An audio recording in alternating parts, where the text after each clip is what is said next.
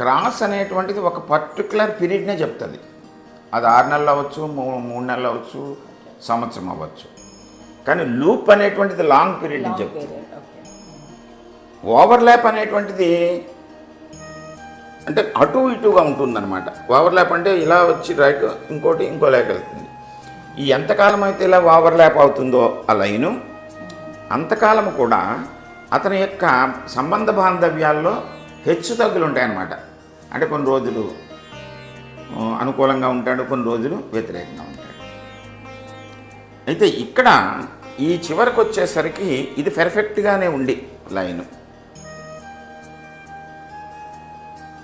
పూర్తిగా ఇలా తిరిగిపోయింది అనుకోండి, అతను పూర్తిగా తన యొక్క సంపదను కానీ ఆలోచనను కానీ తనకు మాత్రమే వినియోగించుకుంటాడు.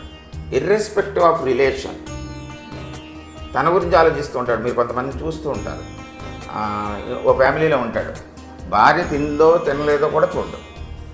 తన యొక్క సుఖం, తన యొక్క వ్యసనం, లేకపోతే తన యొక్క ఆలోచన, తన యొక్క డ్రెస్సు, ఇలా ఉంటాడు. అటువంటి వాళ్ళు పూర్తిగా సెల్ఫిష్ అవుతారు వాళ్ళు. అయితే ఇటువంటి సందర్భంలో మనం 2 చేతుల్ని కూడా పరిశీలించాలి. తర్వాత స్వభావాన్ని చూడాలి, తత్వాన్ని చూడాలి. తత్వం అనేటువంటిది అరచేతి యొక్క రంగు, క్షేత్రంలో ఉంటుంది.